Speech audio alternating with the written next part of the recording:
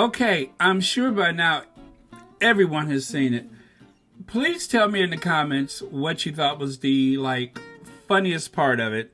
For me, it was the Andie MacDowell hair.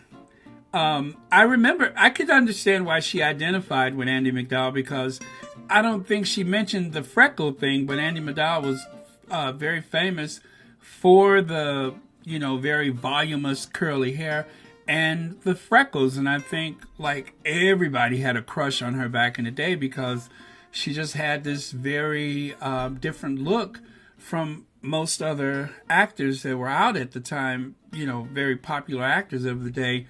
So she was very singular, very natural, had that very, kind of very casual, minimalistic makeup look and everything. So, yeah, I could understand that would definitely be someone that she could identify with because, she kind of had that going on at the age, of course, that everybody was very fascinated with her as an actress. And I really love the very the very humorous way she said that she went from looking like Andie MacDowell to Krusty the I can't even say it. Krusty the Clown from The Simpsons. That was so rich. Krusty the Clown from The Simpsons. I thought that was much funnier than anything else she mentioned. I thought it was the cute factor was off the scales. So it's very cool to know that she doesn't take herself so seriously like a lot of people would assume. And of course, anybody with that kind of personality trait that could actually laugh at themselves in mixed company, among strangers, whatever, I think that is a healthy self-image to have, a healthy personality trait compared to this narrative that they've been trying to sell to us from KP or from the tabloids or wherever it started. I'm so glad that we have a chance to see her actually laughing at herself, having fun, and not caring what people think. And just think how ironic it is that at 13 she identifies with a woman who actually somehow marries an Englishman, this American with the big curly hair and the freckled face marries this Englishman. Well, talk about art imitating life. And let's not forget, it was a couple years ago that Ellen met Harry and Meghan when she and her wife took a trip to London, and she said it was a real privilege for them to meet her. So we know how humble Ellen is. So she said that Harry and Meghan were privileged to meet her. But yeah, this is really, how excited I get about all things Sussex. And I'm not sure if I've ever heard the story before, but I don't think I have, about Eugenie and Jack Brooksbank visiting with Harry in Toronto, where they all went out to a Halloween party, which was some kind of a apocalyptic theme or something like that, where I guess it was like the end of the world type of theme. And so she said that nobody recognized them, and that was obviously pretty cool.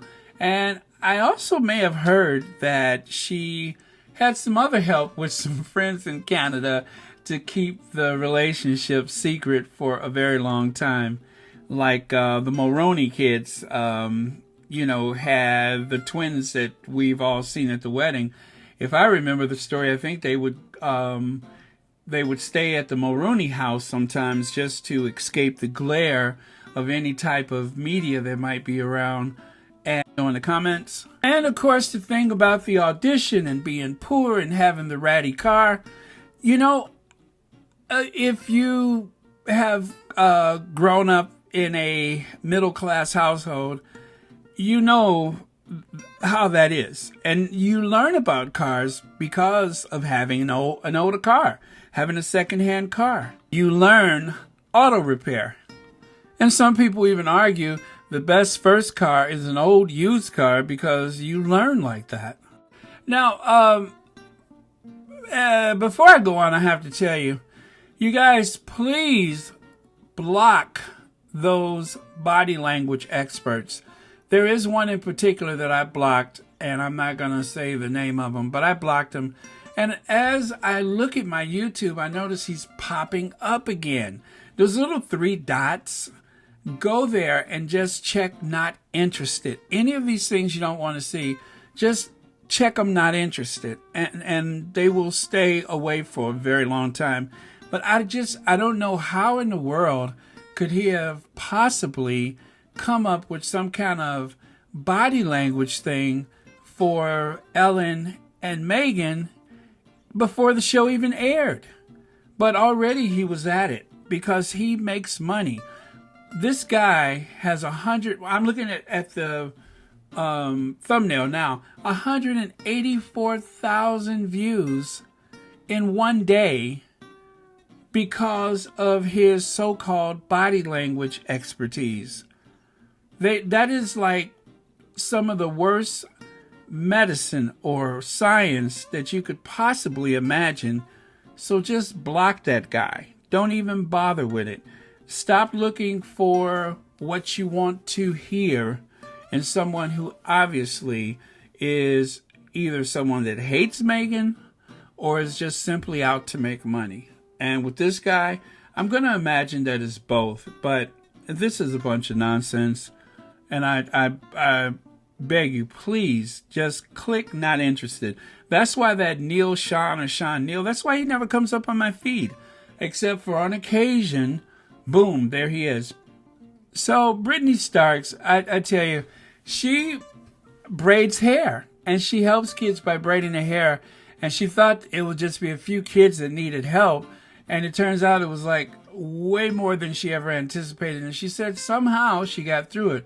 Well, it's not the way faith works. Somehow you get through it. And so when she goes up on the stage and she's still wearing a mask and she's almost hyperventilating, and Ellen says, "You can take your mask off now." And she's like in that high pitch, "Oh my God, you know my name. Ellen knows my name." That right there is what brought a tear to my eye. Is the idea that she's so excited that Ellen knows her name. Everybody knows my name. And here she is, one of those anonymous, unsung heroes to the masses. And suddenly she's on the Ellen DeGeneres show. And she's getting some recognition because she reached out to help other people. She was so nervous and excited she couldn't even remember the ages of her kids. She knew one was 7 and the other one was 7. Oh, no, she's 9. So I thought that was like really, really touching that she was so excited that she couldn't even remember the kid's age. And even more touching is at the time when she's reaching out to help other people, she herself was struggling and depending on other people's kindness and generosity. And so in response to that, she decided to extend kindness and generosity. And that's why she's on Ellen's show today, is because of they recorded yesterday, because of the way she reached out to other people. That act of kindness and generosity has opened up the world to her, and I couldn't be more excited for her. So as I understand it, this was like a big surprise that she was on the show, and the audience, did they give her a standing ovation? They gave her a standing ovation. That was amazing. Just to see the way people were screaming with excitement for the Duchess of Sussex. And one thing that I want to thank Ellen for is, thank you, Ellen, for not bringing her old car out on the stage. Because for some reason, you know how Ellen likes to surprise people. Thank goodness they didn't find like a replica of her old car. I'm sure she would have, Meghan would have been probably excited and flattered by it, but nah, keep that thing away from here. If it was ever possible to find the original car, don't do it. I'm pretty sure that it's like recycled and on the road in several other vehicles by now, but That was like scary to me. I'm just like, please do not bring the car out. Please do not bring the car out. So apparently the top she had on was another one of her Oscar de la Rentas, which is like one of her go-to labels, which was really cool because I tell you, she has been quite the brand ambassador to several lines of fashion, and that would include Oscar de la Renta.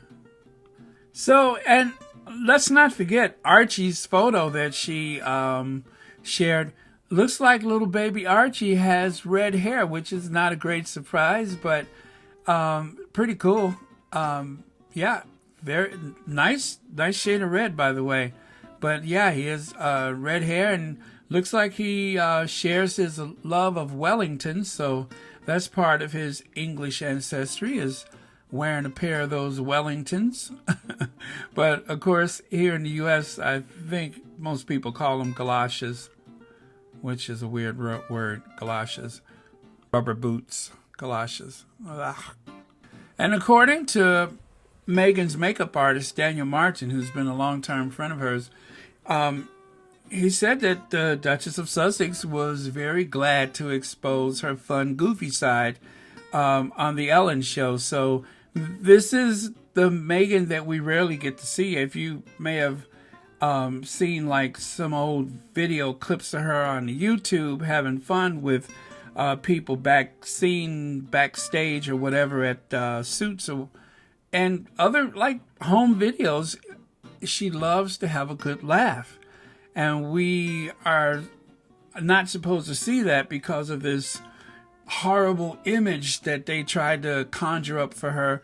But as you can see, the fun-loving Meghan comes through every time. So I got to sum it up and say it was a lot of fun to see the Duchess of Sussex almost doing improv theater with with Ellen DeGeneres. I mean, you got to admit that was hilarious. And with Ellen, I'm always nervous with her humor because Ellen has a very, very sneaky side to her. So, but in a fun way. And so that always makes me nervous. I was nervous with Michelle Obama. I'm nervous when she's with anyone doing that type of improv, almost improv theater, you can call it. But yeah, it's just improvised humor. And it's a lot of fun. I would love for Meghan and Ellen to go shopping the way that Ellen went shopping with Michelle Obama. That was very, very funny. And Michelle Obama is very, she's very serious, and you could just feel the tension that she had. But because she and Ellen are good friends, she trusted Ellen enough to just enjoy the whole experience of going shopping. And so I would like to see Meghan do something like that. Although Meghan seems to have more of a, I guess, a fun, goofy side to her. So she would probably get into it a lot more than Michelle Obama did. Again, nice standing, I can't even talk. Nice standing ovation. And the look of the crowd when she came out, that was, could you imagine being there? Could you imagine? So I'm all over the place with excitement, but if you're interested in buying that Oscar de la Renta update, it's sold out. But of course it is. Oh, and let's not forget the fact that the Sussexes donated the $20,000 to Twist of Greatness. I almost forgot about that. Yeah, when they were bringing out those big, like, gigantic checks, I almost forgot about the fact that they brought one out for her from Meghan and Harry. So, from Archewell, of course, but, service is universal. So, thank God Meghan can enjoy herself enough with confidence that she doesn't care what people think, that she can just be herself. I didn't think it would be possible for a long time, but well, this proves that I was wrong about that. I thought for a long time she may kind of hold back, but that's not the case. Meghan let her hair down, and she went out there, and she was just like any other guest or any other good friend, which of course she is a good friend of Ellen DeGeneres, And like a good friend, she just had fun. Just like Harry when he was on James Corden, he just had fun. So thank God that both of them can do that and not worry about what people think. This is not the 50% of the person that the palace was expecting her to be. This is the whole and complete Rachel Meghan Markle, aka Her Royal Highness the Duchess of Sussex. That's it for now. Please like, subscribe, share, donate, etc. If you would like to make a donation and you don't know how, to help support this channel, you can go to the comments section where you can find links to the Patreon, the PayPal, and the Cash App. Thanks for watching Royal Sussex.